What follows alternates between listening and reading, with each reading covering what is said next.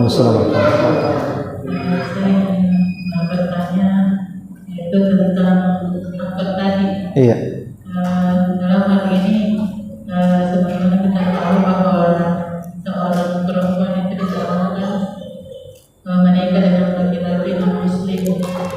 Terus bagaimana itu jika perbuatan itu terjadi?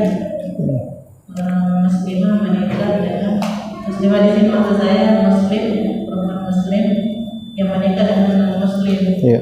Kemudian bagaimana pula hukumnya keluarganya yang memahami atau mengetahui tentang perbuatan itu? Terima kasih. Ya. Waalaikumsalam. Ya, tentu saja kalau ada seorang wanita muslimah menikah dengan laki-laki non-muslim, laki-laki kafir, itu jelas akad nikahnya itu batil, tidak sah. Otomatis implikasi hukumnya adalah dia melakukan maksiat yang sangat banyak. Dia melihat aurat laki-laki yang bukan suaminya, dia berduaan sama laki-laki yang bukan suaminya, dia berpelukan sama laki-laki yang bukan suaminya, dia berzina tapi dia menyangka itu hubungan suami istri. Na'udzubillah min dzalik. Itu dosanya sangat banyak. Ya, karena itulah implikasinya akad.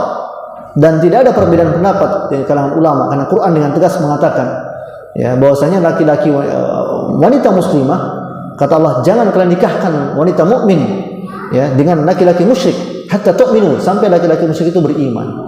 Meskipun laki-laki itu memikat mata kalian. Begitu. Jadi itulah bahayanya ya, karena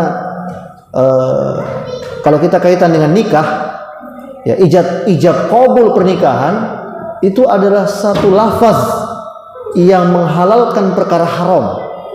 Gitu kan? Tadinya haram lihat aurat perempuan, tadinya haram berduaan sama dia, tadinya haram membonceng dia, tadinya haram berpegangan-pegangan dengan syahwat dengan dia, tadinya haram menatapnya dengan syahwat. Tapi begitu mengucapkan ijab qabul, itu merubah yang haram jadi halal. Tapi kalau yang tadi itu tidak merubah sama sekali, yang haram tetap haram, tapi dia menyangka sudah menjadi istri. Akhirnya dia berduaan, dia pegang-pegangan, dia masuk sekamar, dia berpelukan sampai dia berzina, tapi dia menyangka ini hubungan suami istri. Ya, na'udzubillah min dzalik. Itu petaka yang besar, dosa yang besar. Bagaimana dengan keluarganya? Keluarganya yang berdosa adalah bapaknya. Bapaknya berdosa, ya, dosa besar. Ya, karena la nikah illa biwalin wa syahidin adl. Tidak sah nikah tanpa adanya wali dan dua saksi yang adil. Siapa walinya? Bapaknya wali.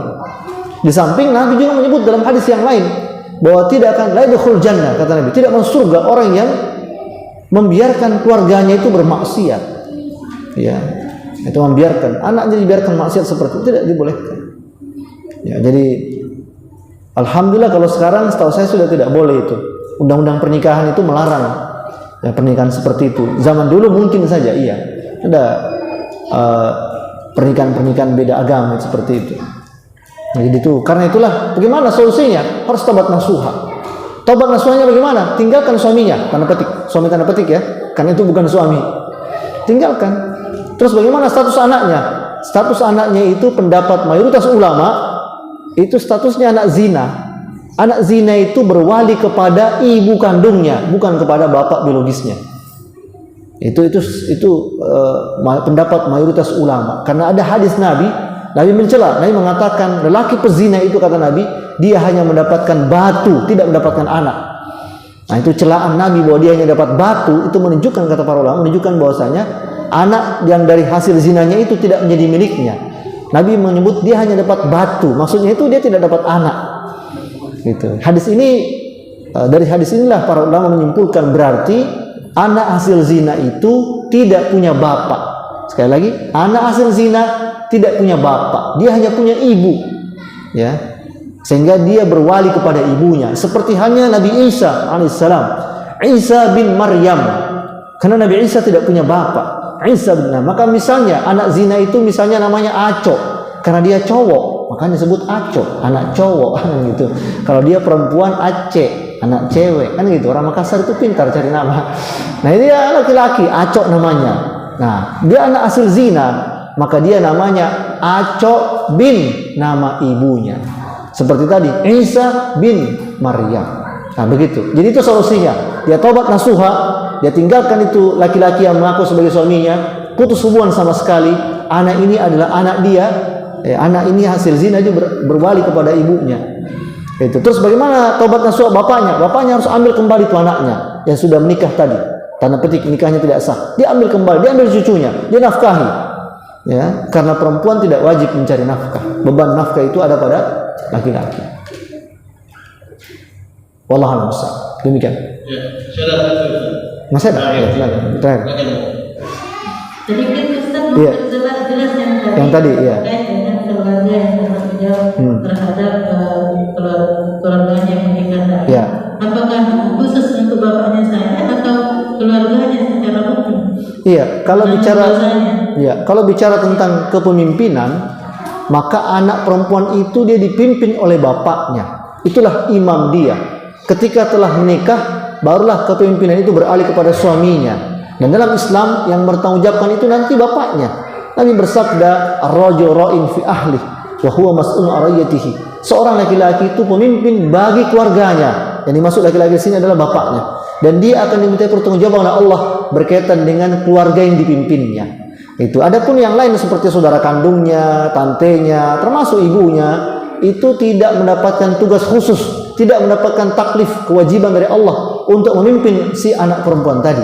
Nah, berbeda dengan bapaknya itu dapat taklif, dapat beban hukum dari Allah, ya, bahwasanya dia diperintahkan untuk memimpin sang anak tadi. Nah, karena itulah anak itu dalam Al-Quran Allah katakan, innamal amwalukum wa auladukum fitnah. Sesungguhnya hartamu dan anak-anakmu itu ujian bagi kamu. Fitnah itu maksudnya adalah ujian, kata para ulama tafsir. Ya, ujian, ini anak ini bisa kamu jaga atau tidak? Ya, maka Nabi menjanjikan dalam hadis yang sahih, siapa yang punya anak perempuan, dipeliharanya sampai besar, dinafkahinya, dididiknya menjadi anak yang soleha, wanita soleha. Kata Nabi SAW, anak perempuan itu jadi hijab bagi orang tuanya dari azab neraka. Itu janji Nabi SAW. Tapi kalau tidak bisa dia jaga dengan baik, tadi biarkan anaknya nikah, zina segala macam, ya kan? Bilang anaknya pas hamil baru bapaknya pusing. Kemarin pacaran anaknya dibiarkan saja. Bilang cuma ke pacaran sana. Nanti lama-lama kalau tidak laku ya dari saya bapak juga pusing juga. Kestur lagi uang panai diskon. Ya kan kalau begitu ada cashback gitu. Ya nikah pakai cashback gitu. Itu ya sudah. Jadi bilang supaya kamu laku pergi musana kalau cari kalau laki-laki yang kaya-kaya gitu itu nggak boleh bapaknya itu dosanya itu juga dibebankan kepada sang bapak. Wallahu a'lam.